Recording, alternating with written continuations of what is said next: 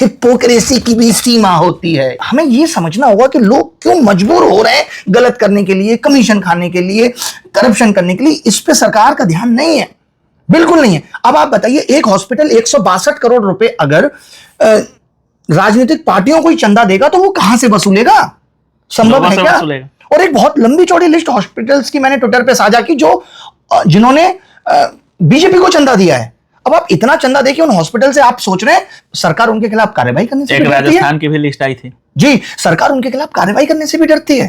भाई कैसे करेगी? चंदा लेके बैठी है, उनका प्रभुत्व है, उन्होंने इसीलिए चंदा दिया कि अब वो अपनी मनमानी करेंगे। जहां आप प्राइवेट स्कूल, सरकारी स्कूलों को बंद करके लोगों को मजबूर कर रहे हैं प्राइवेट स्कूलों में जाकर के महंगी फीस देने के लिए, और वहां आप ये बता रहे हैं कि ऑनलाइन कोचिंग फ्री कर दे रहे हैं। हिपोक्रेसी की भी सीमा होती है। ये बिहार में ही देख लीजिए, 2014 में एसएससी की वैकेंसी आई सीजीएल की, उसके बाद वो 2022 में एग्जाम हुआ, 8 साल बाद 21-22 में क्लियर हुआ, पूरा क्लियर हुआ। बताएं 23 में दोबारा आया, उसके बाद वो अभी तक एग्जाम नहीं हुआ। 2 बार विंडो खोल के और फॉर्म भरा लिए, 3 बार खुला, 3 बार। तो ये क्या दिखाता है कि सरकार को बस इससे मतलब है कि किसी तरीके से फॉर्म फीस से बच्चों से पैसा वसूल लिया जाए, बस इसके अलावा कुछ नहीं। 20 सवाल गलत पूछ लेंगे, 100 रुपए उसके नाम पे वसूल लेंगे।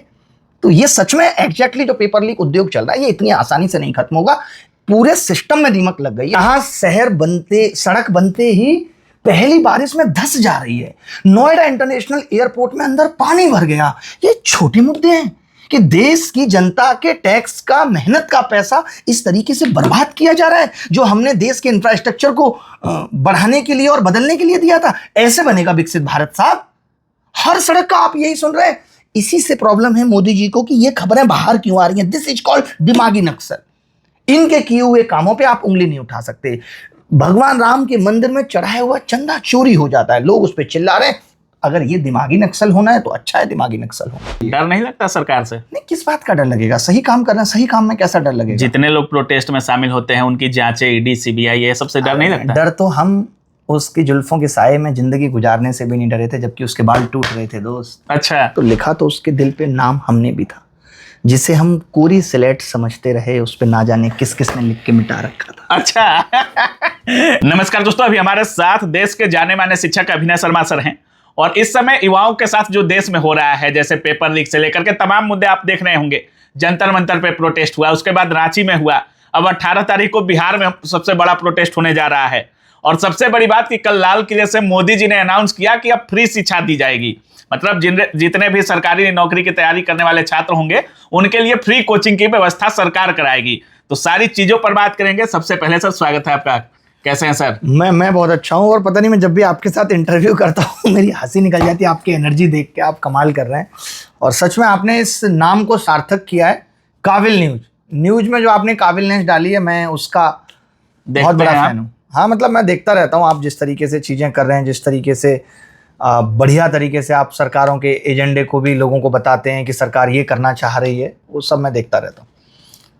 कैसा लग रहा है सर जब देश के प्रधानमंत्री लाल किले से फ्री कोचिंग की बात करें, कैसा लगा आपको? अब देखिए, वो इतनी सब बातें करते हैं तो लगता तो सब अच्छा ही है। जब भी अच्छा ही लगा था जब उन्होंने कहा था कि काला धन वापस लाएंगे, हाँ। जब उन्होंने कहा था कि महंगाई रोक देंगे, जब उन्होंने कहा था कि ये जो देश में पेपर लीक उद्योग चल रहा है मित्रों, ये सब खत्म कर देंगे, तो सब कुछ अच्छा ही लगता था। जब उन्होंने कहा था कोरोना में कि बेलन थाली बजाइए, वो सब भी अच्छा ही लगा था। अब क्या है ना कि सुन सुन के अब उन बातों से सच कहूं तो एक ऊबनेस टाइप की हो गई है कि आपने कह दिया और लोग बहुत एक्साइटेड हो जाते हैं। भाई देश का प्रधानमंत्री कह रहा है कि अब फ्री ऑनलाइन कोचिंग दी जाएगी, फ्री ऑनलाइन कोचिंग। अच्छा, क्या प्रधानमंत्री, मेरी बात सुनिए, क्या अभी आपने देखा होगा कल एक स्कूल की छत गिर गई, एक बच्चे की मौत हो गई। इससे पहले राजस्थान में स्कूलों की छत गिर गई थी। स्कूलों की क्या हालत है, बिहार, यूपी, एमपी, कहीं भी चले जाइए भारत के किसी भी राज्य में, स्कूलों की क्या हालत है। 94,000 स्कूल बंद हो गए, स्कूलों को मर्ज किया जा रहा है। कई स्कूलों में सिर्फ एक शिक्षक है, ये नीति आयोग की रिपोर्ट कह रही है। कितना अच्छा होता कि प्रधानमंत्री जी इस पे बात भी करते ना। अगर सच में ऐसी बात थी कि उनको शिक्षा व्यवस्था की कमियों को सुधारना है, रिफॉर्म्स लेके आने हैं, तो रिफॉर्म्स की शुरुआत कहाँ से होनी थी कि स्कूली शिक्षा को इतना मजबूत कर दिया जाएगा कि कोचिंग की जरूरत नहीं रहेगी। आपने खाली ये देखा कि अरे ये ऑनलाइन कोचिंग्स के टीचर आजकल युवाओं को बहुत इन्फ्लुएंस कर रहे हैं, पढ़ाने के साथ साथ अब ये इस चीज़ पर भी ध्यान दे रहे हैं कि पेपर लीक हो रहा है, ये बच्चों को जागरूक कर रहे हैं। ये चिंता का विषय है सरकार का। इसको रोकने अच्छा, के लिए जैसे आप मोदी जी सर- क्या एक बटन दबाएंगे और सारी शिक्षा फ्री हो जाएगी, क्या ऐसा है? आप बताइए। जहां आप प्राइवेट स्कूल सरकारी स्कूलों को बंद करके लोगों को मजबूर कर रहे हैं प्राइवेट स्कूलों में जाकर के महंगी फीस देने के लिए, और वहां आप ये बता रहे हैं कि ऑनलाइन कोचिंग फ्री कर दे रहे हैं। हिपोक्रेसी की भी सीमा होती है, यही हिपोक्रेसी। अच्छा सर, पहले जो आपने बात किया, काला धन की बात किया, 15 लाख रुपए की बात किया, या जो भी मोदी जी ने वादे किए थे सबके बात किए, लेकिन हमको लगता है कि पहली बार उन्होंने युवाओं के लिए फ्री कोचिंग की बात की है, वो भी लाल किले से। नहीं, 2019 में उन्होंने 2 करोड़ नौकरियों का भी वादा किया था। हाँ। नहीं पूरा हुआ ना साहब, नहीं हुआ। खाली ऐसे वादे कर देने से तो युवा नहीं खुश हो अच्छा, आप जाएगा लोगों ना? के पास फोन उन आया कि भाई हम लोग आप लोग के साथ मिल करके अब फ्री कोचिंग देने की बात कर रहे हैं? अरे नहीं, कल उन्होंने बोला है, हो सकता है कि ये प्लानिंग में भी ना हो, खैर वैसे तो स्क्रिप्ट पढ़ते हैं वो। अच्छा। प्लानिंग हुई होगी इसकी, बट ऐसा कुछ नहीं है। और वो क्या सोच रहे हैं, हम लोगों से तो दिक्कत ही है, हम लोग तो पढ़ा ही रहे हैं, हम कौन सा बहुत पैसा लेके पढ़ा रहे हैं यार। मैं तो ऑनलाइन यूट्यूब पे जितने भी शिक्षक हैं सब फ्री पढ़ा रहे हैं। कोई इसमें नई बात नहीं है कि सरकार, आपको पता है इससे पहले अभ्युदय योजना चल रही थी यूपी में, जो नीट के और IIT-JEE के बच्चों को फ्री कोचिंग दे रही थी, कितनी सफल हुई। भीम योजना आई दिल्ली में, जो SC ST के बच्चों को फ्री कोचिंग देने की बात थी, कितना सक्सेसफुल रहा है वो मिशन। मिलकर के सरकार और कोचिंग्स वाले जिनके साथ MOU साइन हुए, उन्होंने पैसा ही बनाया। बायजूस जैसी कोचिंगों का नाम है इन सब MOUs में। और अभी भी आप बहुत सुनते होंगे कि फलाने कोचिंग ने फलानी गवर्नमेंट के साथ मिलके एक MOU साइन किया है। तो ये कुछ नहीं है, टेंडर निकाले जाएंगे भाई साहब, काबिल साहब भी भरेंगे टेंडर, टेंडर्स की शर्तें कंप्रोमाइज होंगी और किसी भी कोचिंग को ये ठेका दे दिया जाएगा। यही होगा, ये बस एक तरीके से और एक पैसा बनाने का नया उद्योग शुरू होने वाला है। जब से मोदी जी लाल किले से ये ऐलान किए हैं, तब से उनके भाषण को लेकर के और नीचे आप लोगों की फोटो लगा करके एंड ऑफ एरा। हाँ, एंड ऑफ एरा, अभिनय sir, Rakesh sir, Khan sir, हाँ, अंकित भाटी, ये सब मतलब सारे टीचर्स की लगा लगा के लिख रहे हैं कि अब तेरा क्या होगा। हाँ, ऐसे होगा। तो डर भी है। अरे यार कैसी बातें कर रहे हैं। हम तो चाहते हैं कि आप स्कूली शिक्षा को इतना मजबूत कर दीजिए कि कोचिंग्स बंद हों, सच में बंद हों, जरूरत ही ना रहे कोचिंग की। आज आप बताइए कि सरकारों को अपने किए गए कामों पे इतना भरोसा नहीं है कि वो आप जैसे हजारों पत्रकारों को 5-5, 10-10 लाख रुपए महीने का दे करके अपनी खराब चीजों को भी प्रमोट करा करा के PR चलवा रहे हैं। उनको एक्स्ट्रा प्रमोशन की जरूरत पड़ रही है, नहीं पड़ रही, चाहे वो सत्ता पक्ष की सरकार हो या विपक्ष हो, उन सबको जरूरत पड़ रही है। लेकिन एक बच्चा स्कूल के साथ एक्स्ट्रा कोचिंग ले रहा है तो आपत्ति उस पे है। मुझे लगता है कोचिंग पे आपत्ति नहीं है। कोचिंग 2020 से पहले ऑफलाइन भी बहुत थी, नहीं दिक्कत थी। आज ऑनलाइन कोचिंग की शिक्षकों से इसलिए दिक्कत है क्योंकि वो आज के युवा को इन्फ्लुएंस कर रहा है, जागरूक कर रहा है। वो बता रहा है कि झारखंड में किस तरीके से सालों से सीट्स बेची जा रही हैं, आज इससे दिक्कत है। आपने याद होगा तो मोदी जी ने एक बात और कही है, दिमागी नक्सल। यानी आज जो बच्चे छोटे छोटे जेन जी के बाद वाली जनरेशन अपने स्कूलों के हालात पे प्रिंसिपल से सवाल कर रही है, छाती ठोक के खड़ी हो जा रही है कि स्कूल की स्थिति को सुधारिए। ऐसे लोगों को आप दिमागी नक्सल कह दीजिए। अगर ये दिमागी नक्सल होना है तो दिमागी नक्सल सही है। एक किसान सालों से ये उम्मीद में बैठा है कि उसकी आमदनी दोगुनी कब होगी, अपने बच्चों को वो खेती ना करने की सलाह दे रहा है। आगे आने वाले वक्त में कौन अन्न उगाएगा, कितना बड़ा डर है। अगर किसान इस चीज के लिए आवाज उठा रहा है, सरकार से सवाल कर रहा है, या कोई भी देश का नागरिक, अगर ये दिमागी नक्सल होना है तो दिमागी नक्सल होना अच्छा है। अगर पेपर लीक पे युवाओं ने जंतर मंतर पे आवाज उठाई, शिक्षा मंत्री का इस्तीफा करा लिया, अगर ये दिमागी नक्सल होना है तो दिमागी नक्सल होना सही है, इसमें गलत क्या है। लेकिन सर आप, हमको लगता है कि अगर पूरे देश के शिक्षकों की बात करें, सबसे प्रखर तरीके से आप बोलते हैं और मोदी जी का सबसे ज्यादा कटाक्ष कोई करता है, अगर शिक्षक की बात करें ऑनलाइन, तो आपने किया है। अब आप पर भी लोग कहते हैं कि राहुल गांधी से आपने स्टेज उनके साथ शेयर किया, तो आपको भी अब कह रहे हैं लोग कि आप पॉलिटिकली जाना चाह रहे हैं, आप नेता बनना चाह रहे हैं। ये इतना ये बड़ा सही आप कह रहे हैं। हाँ, ये इतना लेकिन सवाल है लोगों में, गलत नैरेटिव है। आप एक बात बताइए, किसी के साथ स्टेज, आपको पता है अभी थोड़े दिन पहले कितनी बार ऐसा होता है कि राहुल जी और मोदी जी खुद साथ में स्टेज शेयर करते हैं। अभी दोनों एक शादी में गए, मिल रहे हैं, ये भी स्टेज शेयर करना ही है। स्टेज शेयर करने का मतलब क्या है, किसी के साथ भी आ जाने का मतलब क्या है। अगर कोई पेपर लीक पे आवाज उठा रहा है, अगर कोई पेपर लीक उद्योग को समझना चाह रहा है और मैं वहां जाकर के पेपर लीक उद्योग समझा रहा हूं, तो इसका क्या मतलब है कि मैं किसी का आदमी हो गया? आप बताइए मुझे, ये कितना गलत नैरेटिव है कि मैं कॉकरोच जनता पार्टी के मंच से जाकर के पेपर लीक पे आवाज उठा रहे छात्रों की आवाज को बुलंद कर रहा हूं, तो ये गलत हो गया। कैसे गलत हो गया? पॉलिटिकली जाने का कोई इरादा नहीं है? अभी तो ऐसा कुछ नहीं है, जाना होगा, कैसे जाना होगा वो सब रास्ते अपने आप बनते हैं। बट अभी मैं आपसे पूछूं, अगर आप आज की डेट में बात करें कि मेरा कुछ ऐसा प्लान है, नहीं। अभी मुझे गणित पढ़ानी है, आपको पता है मैं गणित को कितना आसान बनाता हूँ। बिल्कुल अभी बिल्कुल। तो उसकी बहुत जरूरत है बच्चों को। सब तो ठीक है, लेकिन दूसरे टीचर्स की आप जो वीडियो लेकर के और बनाते हैं कि ये गलत है, ये तरीका होना चाहिए, ये क्या है? नहीं, वो आप तरीका पे बनाया है वीडियो तो ठीक है, गलत वाले वीडियो को आपने गलत तरीके से लिया। मैंने खाली इतना कहा कि आज टीचर्स का ध्यान जब वो पढ़ा रहे होते हैं क्लास में तो इस चीज़ पे होना चाहिए। जैसे मैं अगर अपनी बात करूं, मैं घर पे कितनी भी इधर उधर की बातें कर रहा हूँ, कंटेंट बना रहा हूँ, लेकिन जब मैं लाइव क्लास में हूँ तो ये मेरी जिम्मेदारी है, स्पेशली यूट्यूब पे ये मेरी जिम्मेदारी है कि मेरा दिमाग ठीक तरीके से एक्टिव होना चाहिए, मुझसे कोई गलती ना हो। और गलती हो जा रही है तो मैं बच्चों को क्लियर कर रहा हूँ। गलती इसलिए ना हो कि मुझे उसी क्लास के बीच से एक रील कटवानी है कि इतने लाख लाइव वॉचिंग जुड़ गए, इस पे मेरा कंसर्न था। अच्छा, कई ये बार हम फेक अपनी होता- बात को ठीक तरीके से, पहली बार हमने आपके क्लास में देखा कि आपने बोला कि 1 लाख प्लस लाइव थी इस टीचर की, और अगले दिन आपके 1,60,000 प्लस लाइव थे। कितने लाइव थे आपके? 7,000 बच्चे लाइव थे। आपको तो याद होगा ना वो वीडियो, हाँ, आपने याद देखा है। भी होगा। और आप, मैं तो आपके टीचर्स को, 7,000 मात्र लाइव थे, मैं लेकिन यूट्यूब पे तो बहुत ज्यादा दिखा मैं रहा वही था। दिखा रहा हूँ टीचर्स को। मैं तो चैलेंज करता हूँ कि आप अगर इतने ही सच्चे हैं तो आप दिखाएं उस वीडियोज के लाइव वॉचिंग आकर के, तब लोगों को पता चले ना कि सच्चाई क्या थी। मतलब क्या सच्चाई थी? आपके 7,000 लाइव थे, बिल्कुल। तो आपने उसको 1,60,000 प्लस कैसे बच्चे कर ही बोले, दिया? मैंने बच्चों को यही दिखाया कि आप इस चीज में मत रहिए कि कितने लाइव है। आज यही सेम चीज पार्टियां भी कर रही हैं कि 4 लाख 5 लाख 6 लाख लाइव दिखा दिया और बाद में वो व्यूज नहीं आ रहे। आपके सामने ही है, मैं दिखा देता हूँ। फेक लाइक वॉचिंग वाला वीडियो है, 1.3 मिलियन व्यूज हैं इस वीडियो पे। अब हम इसके एनालिटिक्स पे गए तो आप खुद देखिए इस पे कितने लाइव वॉचिंग है, और दिखा दीजिए अपने। मतलब 6.9 के लाइव 7,000, मतलब 1,57,000। यही मैंने बच्चों को कहा था कि इसमें 1.5 लाख वॉचिंग ऐसे ही है। ये 48 घंटे बाद अपडेट होके आ जाता है। 48 घंटे बाद ये अपडेट होके आ जाता है। 48 घंटे बाद जब चीजें अपडेट होती हैं, जैसे आपने ये देखा मतलब होगा, हमारा 7,000 लाइव को भी 1,60,000 बनाया जा सकता है। अब आपने देखा होगा इस सब 48 घंटे बाद सब कुछ अपडेट होके आ जाता है। तो हमने कहा था यही चैलेंज में कि आप दिखा दीजिए अगर ऐसा है तो। इससे आप गुमराह कर रहे हैं यूथ को। आप बताइए, अभी हमने जो मीडिया पे वीडियो बनाया था, आप दिखा दीजिए इसका भी लाइव वॉचिंग कितना था। हम जो बताते 92,000 92,600 था। हाँ, 1 मिलियन व्यूज है। हाँ, 1 मिलियन तो उस डेट के बाद से हैं। व्यूज हैं टोटल 2.2 मिलियन। तो मैं यही बताना चाह रहा हूं कि आज ये बहुत चल रहा है, और सब्सक्राइबर भी, कमेंट्स भी, सब कुछ भी करा है। सब कुछ मैंने नकलीनेस की हद हो गई है। रैलियों में नकली लोग बुलाए जा रहे हैं बस भर भर के। प्रोटेस्ट में यही, सरकार को भी यही गलतफहमी हुई कि इस प्रोटेस्ट में जितना भी लोग आया हुआ है वो सब ऐसे ही वैसे बुलाए ही गए आया हैं, है। जबकि ऐसा नहीं था।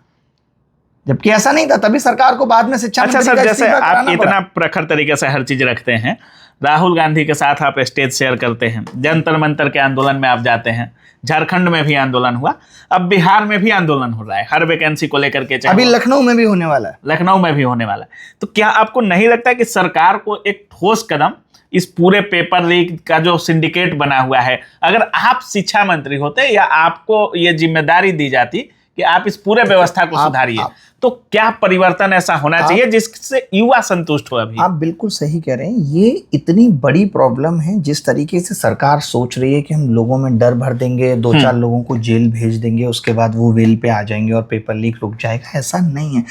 सरकार को समस्या की जड़ समझनी पड़ेगी। एक बात बताइए, कोई कंपनी अगर जब टेंडर ही ले रही है बच्चों का पेपर कराने के लिए, और उसी में वो टेंडर कंप्रोमाइज हो रहा है, वो पैसे लेकर दे रही है, या वो इतने कम पैसे पे कराने को तैयार है जो संभव ही नहीं है, और आप एक ऐसी कंपनी को सिर्फ इस आधार पे कि वो कम पैसे में एग्जाम करा सकती है, एग्जाम कराने का ठेका दे रहे हो, तो वो आगे जाकर के सेंटर्स से पैसा लेगी और सेंटर्स फिर मैनेज हो जाएंगे। यानी नकल रुकेगी नहीं। 2 समस्याओं से देश इस वक्त जूझ रहा है। एक पेपर लीक जो कि ऑलमोस्ट खत्म हो गई है, अब एक नया आ गया है, चीटिंग, रिमोट एक्सेस हो जाना, सीटें डायरेक्टली बिक जा रही हैं, OMR हॉल में बैठ के भराई जा रही है, बाद में मेरिट में नाम आ जाना। ये सब चीजें नॉर्मलाइजेशन के नाम पे मेहनती बच्चे को बाहर कर देना, और इससे बच्चों की उम्र निकलती जा रही है, जिसका लास्ट अटेम्प्ट है वो बाहर होता जा रहा है। इस डर से बच्चे आज किताबें उठाने से डर रहे हैं। आज आप देखोगे सरकारी नौकरी की तैयारी में बहुत बच्चा नहीं कूद रहा, वो कह रहा है 20-25 हज़ार की प्राइवेट लग जाए वही ठीक है। ऐसा नहीं कि प्राइवेट में बहुत अपॉर्चुनिटी है। तो सरकार अगर इस जड़ को नहीं समझेगी कि नकल हो क्यों रही है, जैसे ये अभी आपने राघव चड्ढा का बयान सुना होगा, उन्होंने कहा कि भाई हॉस्पिटल्स में डॉक्टर्स कट रख रहे हैं। आज डॉक्टर्स की भी स्थिति खराब है। डॉक्टर्स क्यों लोग मजबूर, हमें ये समझना होगा कि लोग क्यों मजबूर हो रहे हैं गलत करने के लिए, कमीशन खाने के लिए, करप्शन करने के लिए। इस पे सरकार का ध्यान नहीं है, बिल्कुल नहीं है। अब आप बताइए, एक हॉस्पिटल 162 करोड़ रुपए अगर राजनीतिक पार्टियों को ही चंदा देगा तो वो कहां से वसूलेगा? संभव है क्या? और एक बहुत लंबी चौड़ी लिस्ट हॉस्पिटल्स की मैंने ट्विटर पे साझा की जिन्होंने बीजेपी को चंदा दिया है। अब आप इतना चंदा देके उन हॉस्पिटल से आप सोच रहे हैं सरकार उनके खिलाफ कार्रवाई करने से भी डरती है। राजस्थान की भी लिस्ट आई थी जी, सरकार उनके खिलाफ कार्रवाई करने से भी डरती है। भाई कैसे करेगी? चंदा लेके बैठी है, उनका प्रभुत्व है, उन्होंने इसीलिए चंदा दिया है कि अब वो अपनी मनमानी करेंगे। तो ये सब हमें समझना पड़ेगा। अगर सरकार एग्जाम व्यवस्था पर दे दे, हाँ, एग्जाम व्यवस्था को अगर बोला जाए कि कैसे सुधार, अपना इंफ्रास्ट्रक्चर बनाना पड़ेगा। इन्होंने खुद भी कहा था, जब ये सीईटी लाने की बात कर रहे थे कॉमन एंट्रेंस एग्जाम की, तो इन्होंने कहा था हम हर डिस्ट्रिक्ट में अपने सेंटर्स बनाएंगे। लेकिन आज सरकारों ने एग्जाम व्यवस्था को पैसा बनाने का, राजस्व का एक नया तरीका निकाल लिया। बिहार में ही देख लीजिए, 2014 में एसएससी की वैकेंसी आई सीजीएल की, उसके बाद वो 2022 में एग्जाम हुआ, 8 साल बाद 21-22 में क्लियर हुआ, पूरा क्लियर हुआ। बताएं, 23 में दोबारा आया, उसके बाद वो अभी तक एग्जाम नहीं हुआ। 2 बार विंडो खोल के और फॉर्म भरा लिए, 3 बार खुला, 3 बार। तो ये क्या दिखाता है कि सरकार को बस इससे मतलब है कि किसी तरीके से फॉर्म फीस से बच्चों से पैसा वसूल लिया जाए, बस, इसके अलावा कुछ नहीं। 20 सवाल गलत पूछ लेंगे, 100 रुपए उसके नाम पे वसूल लेंगे। तो ये सच में एग्जैक्टली जो पेपर लीक उद्योग चल रहा है, ये इतनी आसानी से नहीं खत्म होगा। पूरे सिस्टम में दीमक लग गई है और इसको खत्म होने में वक्त लगेगा। वो भी तब खत्म होगा जब सरकारों की मंशा ठीक हो और सरकार समझ पाए कि ये हो क्यों रहा है। हम समस्या, अब देखिए, आपको बुखार हुआ, आप पैरासीटामोल देते रहे, फिर बुखार हुआ, पैरासीटामोल, क्या आपका बुखार ठीक होगा साहब? वो तो बार बार होता रहेगा। आपको इनके पास जाके चेक कराना पड़ेगा कि बुखार हो क्यों रहा है। वजह क्या है कि टाइफाइड है, तो फिर टाइफाइड की दवा चलेगी पहले। मानते हैं कि नहीं? बिल्कुल बिल्कुल। तो सरकार इंस्टेंट रिलीफ पे तो काम कर रही है, लेकिन समस्या को जड़ से कैसे खत्म करा जाए, इस पे सरकार का फोकस नहीं है।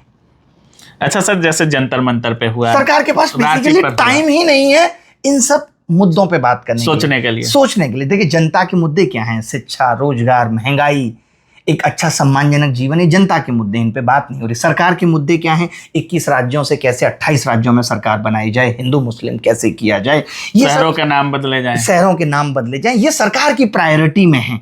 और मीडिया के मुद्दे क्या हैं? बस इसी नफरत को और कैसे बढ़ावा देना है, सरकार का नैरेटिव कैसे और चलाना है, ये सरकार के मुद्दे हैं। विपक्ष के अपने मुद्दे हैं कि ईवीएम पे चुनाव नहीं होना चाहिए। और अच्छा, रवि किशन जी को जानते हैं सर? बहुत अच्छे से।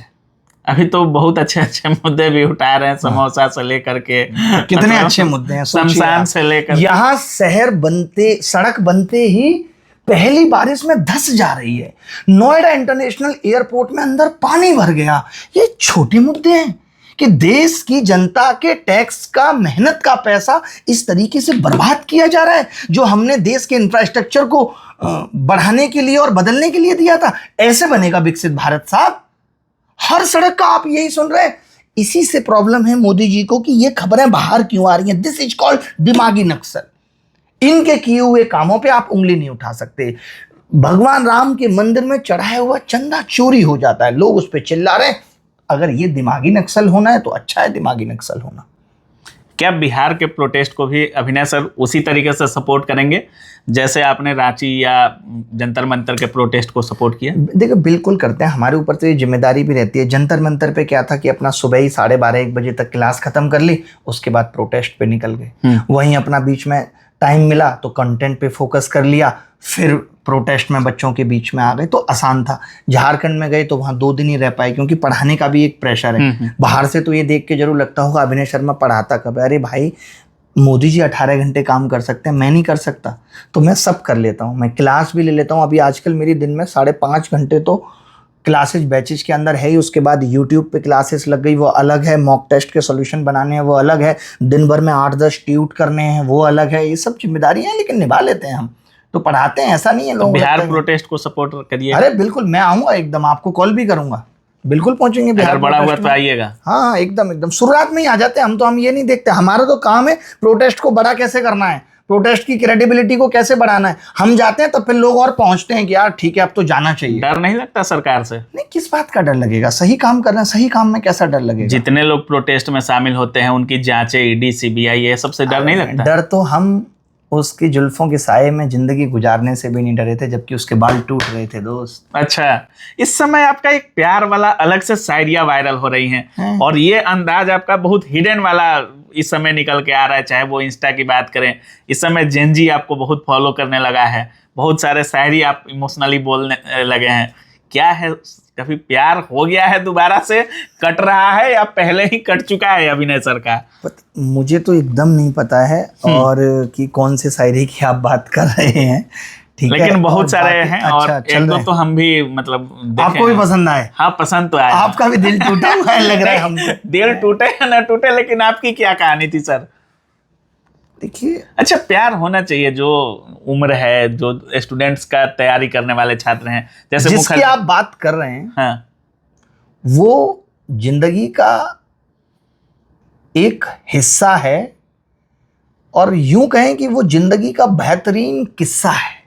जिस अच्छा। हिस्से की आप बात कर रहे हैं आपके जिंदगी का। मतलब होता ही है, इसमें कुछ खराब या सही नहीं है, बाकी सब बढ़िया चल रहा है। बहुत एक शायरी सर हमारे चैनल पे कुछ इस समय बहुत तगड़ा तगड़ा आपका आ रहा है। शायरी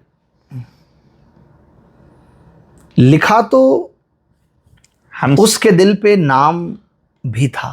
अच्छा, जिस दिल पे हम लोग कहते हैं कि हमने नाम लिख दिया उसके दिल पे, तो लिखा तो उसके दिल पे नाम हमने भी था।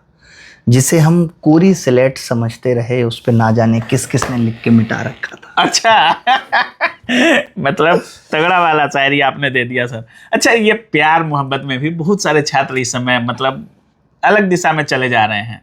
जैसे तैयारी अच्छी चल रही है, कोई लड़की जीवन में आई, या तो अगर सपोर्टिव है तब तो बहुत अच्छा है, लेकिन अगर सपोर्टिव नहीं है तो उसी में दिन भर रह रहे हैं, उसी को पता नहीं ये और खाना ऑर्डर करने में, घुमाने में। एक बहुत गलत पर्सपेक्टिव है कि सपोर्टिव है।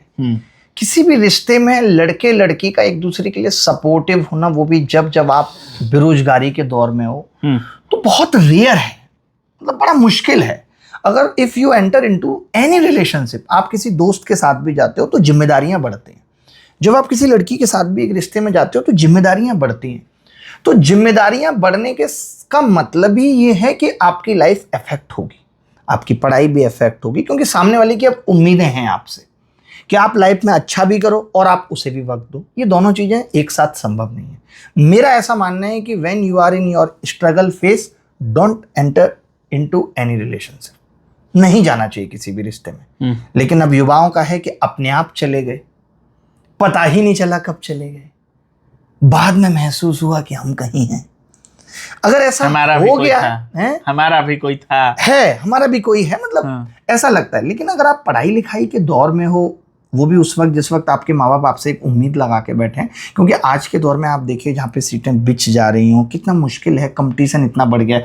हमारे आपके ज़माने में क्या था कि 4 लोग क्या कहेंगे, हम जगते थे सुबह, समाज देखता था तो हमारे को यही कहा जाता था 4 लोग क्या कहेंगे। आज के युवा के लिए सबसे बड़ी टेंशन है, जब वो सुबह मोबाइल खोलता है तो उसकी तुलना वो देखता है मलाइका अरोड़ा के जीवन को देखता है, वो श्रद्धा कपूर के जीवन को देखता है, वहाँ से उसका कंपैरिजन शुरू होता है। वो अपने टीचर्स को देखता है बड़ी बड़ी बातें करते हुए, तो वहाँ से उसका कंपैरिजन शुरू होता है। उसके लिए चिंता है कि 4 लाख लोग क्या कहेंगे कुछ नहीं किया तो।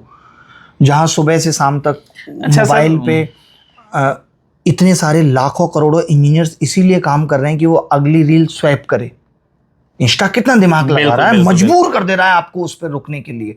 उस दौर में किताब से लड़ते हुए अपने जीवन को बनाना आसान चीज़ नहीं है। और उस दौर में आप अगर ये टेंशन भी पाल लेते हैं कि आपके ज़िंदगी में कोई महिला आ गई, पहले महिलाओं की शिकायतें नॉर्मल होती थी, आज बहुत अलग हैं। वो गलती से आपसे कोई फ़ोटो लाइक हो गया, उसका फ़ोटो क्यों लाइक किया, तुमने उसके फ़ोटो पे क्यों कमेंट किया, अपना इंस्टा मुझे दिखाओ, किससे बात कर रहे हो, अपना व्हाट्सअप मुझे दिखाओ किससे बात कर रहे हो, तुमने व्हाट्सअप पे स्टेटस मेरे लिए क्यों नहीं लगाया।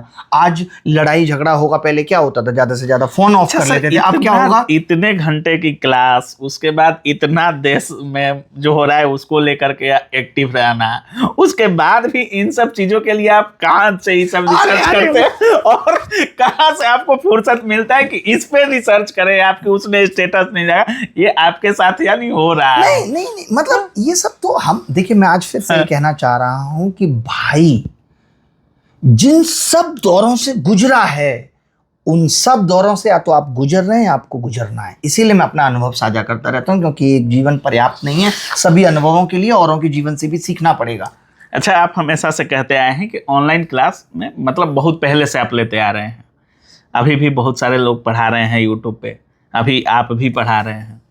अब इतने सालों बाद लगता है कि अभिनय शर्मा सर का कोई कंपटीटर हो गया है, या किसी को देख करके लगता है किसी टीचर को कि नहीं यार ये हमसे अच्छा पढ़ाता है या हमें compete कर रहा है, कुछ किसी को देख के लगता है ऐसा? किसी से डर है अभिनय सर को? नहीं, डर तो जीवन के सारे खत्म हो गए हैं। डर अब जीवन का, अच्छा, कोई लगता है कि ये कोई टीचर रहा ही मेरे नहीं। लेवल का है या इससे मेरे टोन में पढ़ाता है? अलग है बिल्कुल। मुझे लगता है सबका अपना अपना तरीका है पढ़ाने का, और सबका अपना अपना तरीका है बोलने का, सबका अपना अपना तरीका है समझाने का। किसी का समझाने का तरीका बहुत अच्छा हो सकता है, किसी के सवालों का लेवल बहुत अच्छा हो सकता है। हम अगर अपना कहें तो हमारे सवालों को तोड़ने का तरीका बहुत अच्छा है, कि हम अलग तरीके से सोचते हैं, और हम उस तरीके से सोचते हैं जिस तरीके से आज एसएससी डिमांड कर रहा है कि 15 मिनट में 25 सवाल करने हैं। और उसके पीछे की एक बड़ी वजह यह है क्योंकि हम भी वो सब एग्जाम्स निकाल के आए हैं, तो हमने देखी है वो चीज़ कि बच्चे को एग्जाम के अंदर क्या चीज़ें परेशान करती हैं। यहाँ एक टीचर जो सिर्फ मैथ्स पढ़ा रहा है उसके लिए आसान है 8-9 महीने में बच्चे को गणित पढ़ा देना। उसी बच्चे को वो एक दिन के अंदर सारे चैप्टर्स दिमाग से बाहर निकाल के रखने हैं, उसके लिए वो चैलेंज मुश्किल है। तो हम वो चीज़ सोच के पढ़ाते हैं। खान सर से कैसे रिश्ते हैं आपके? अभी बातचीत हो रहा है? नहीं, खान साहब से कोई ऐसा खराब रिश्ता या अच्छे रिश्ते वाली कोई बात ही नहीं है।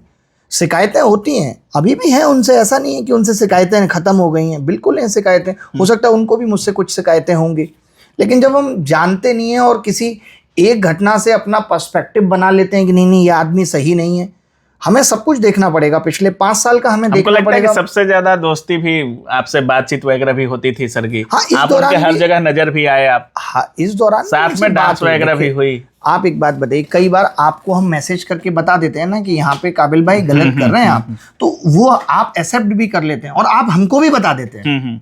ये आपको बताना पड़ेगा कि आप कई बार बता देते हैं गुरुजी आपने गलत किया, तो हम उस चीज को मानते हैं। बिल्कुल। तो यही खान साहब से भी कहेंगे कि अगर कहीं लगता है कि गलती हुई है तो उसको मानना चाहिए। We are not the God, हम भगवान नहीं है। अगर हमें किसी ने बोला है तो आत्ममंथन करना चाहिए, इसमें कोई दो राय नहीं है। अगर किसी ने हमने कहा है कि आपने यहाँ झूठ बोला, आपने यहाँ बोला, तो हमें सोचना है कि यार हम हवा में आगे से बात नहीं करेंगे, इसमें कुछ भी गलत नहीं है। हम भी सीखते हैं। अगर हमने कोई बात बोली तो और लोगों को वो खराब लगी, या खान साहब के चाहने वाले लोगों को वो खराब लगी, तो हमने सोचा कि कितना बोलना था कितना नहीं बोलना था। ये सब सबको करना चाहिए। इंट्रोस्पेक्शन में कोई बुराई नहीं। मैं तो वो सारी बातें पहले से भी बोल रहा था, वो उसको पोर्ट्रे गलत तरीके से हो गया, टाइटल थंबनेल गलत तरीके से चला गया, लोगों के बीच में बातें गलत तरीके से चली गई, 30 सेकंड का किसी ने रील काट के गलत तरीके से दिखा दिया तो गलत गया। आज भी अगर उस पूरे इंटरव्यू को कोई देखे तो वो कहेगा नहीं यार इसमें तो इस आदमी ने सही बातें बोली हैं, वो खुद भी देखे। और मैं इन सब चीज़ों में नहीं पढ़ना चाहता था। मैंने आपको पहले भी बताया कि मैं तो, क्योंकि मैं यहाँ बैठा हूँ, मुझे यहाँ बैठे बैठे किसी का पर्सपेक्टिव नहीं पता चल रहा है कि रोशन साहब का पर्सपेक्टिव क्या है, खान साहब का पर्सपेक्टिव क्या है, दोनों के बीच की लड़ाई में कितनी गहराई है, कि गोलियों तक बात पहुंच गई, मौतों तक बात पहुंच गई। मुझे यहाँ बैठ के उतना नहीं पता चलेगा ना। मैं तो दोनों से जान सकता हूँ कि भाई आप बताओ, और आप दोनों बताओ से क्या है। भी थे आपके? दोनों से बातचीत थी, और इनफैक्ट मेरी रोशन सर से तो फोन पे कोई बातचीत भी नहीं थी। ये तो जब सीन में आया, जब राकेश सर ने मेरे मना करने के बाद भी एक वीडियो जारी कर दिया। आपने मना किया था? मतलब मेरी उनसे जब बात हो रही थी तो मैंने उनको यही कहा था कि वी हैव टू वेट। हम बोलेंगे, हम हमेशा सच के साथ खड़े रहते हैं और गलत के खिलाफ बोलते हैं, बट शायद थोड़ा और इंतजार करने की जरूरत है, एक बार और चीजें बाहर आने देते हैं। तो ये मेरा उनको कहना अच्छा, था। आपको लगता था कि इतना इस स्तर पे विवाद नहीं जाना चाहिए था? कभी जो नहीं। शिक्षकों की गरिमा यार, थी उस पर आपने- बहुत सारे सवाल उठ रहे यार हैं। आपने हमारे यहाँ दिल्ली के टीचर्स की, कईयों की, मेरे साथ औरों के साथ भी आपने लड़ाई कंट्रोवर्सी के देखा है, सब कुछ देखा है। और आप लोगों ने ये भी वीडियो खूब बनाए, देखो ये शिक्षक एक दूसरे से मिले तो देखिए ये तो मुस्कुरा रहे हैं। हाँ, हाँ। आप लोग इस पे कटाक्ष करते रहे, बिल्कुल, तो हम लोग अच्छे थे कि कम से कम लड़ाई भी हुई ऑनलाइन, और सामने पे तो कभी ये नहीं कि किसी दूसरे एक दूसरे से नजर भी बचा लें, मुस्कुराते हुए ही मिले। तो कोई भी रिश्ता इतने खराब लेवल पे नहीं जाना चाहिए। ऐसी भी क्या भूख है? देखिए लड़ाई तभी होती है जब हमें भूख है कि मेरा सम्मान कम हो रहा है, सामने वाले का बढ़ रहा है, मेरे पास बच्चा कम हो रहा है, उसके पास बढ़ रहा है। इन्हीं चीजों की तो लड़ाई है, और किस बात की लड़ाई है? सम्मान की लड़ाई हो सकती है। और जब आप एक स्तर पे पहुंच जाते हैं तो आपको ये भी देखना होता है कि आप लड़ेंगे तो इसका इम्पैक्ट बाकी और लोगों पे किस तरीके से पड़ेगा। तो उसमें बड़ी जिम्मेदारी खान साहब की थी बिल्कुल बिल्कुल उस चीज को संभालने की। बाकी आप देख रहे थे हमारे साथ अभिनय सर थे, और काबिल न्यूज कैमरे के पीछे थे, ये इनके साथ आए भाई साहब, बहुत और ही बढ़िया बहुत आदमी। सारे मुद्दे पर ये हमने बताया बात करो किया इनका है। नाम भी कैमरे के और पीछे कौन है। बाकी आप क्या सोच रहे हैं अभिनय सर के बारे में, और इस पूरे मुद्दे पर अपनी राय जरूर रखिएगा। धन्यवाद। Thank you.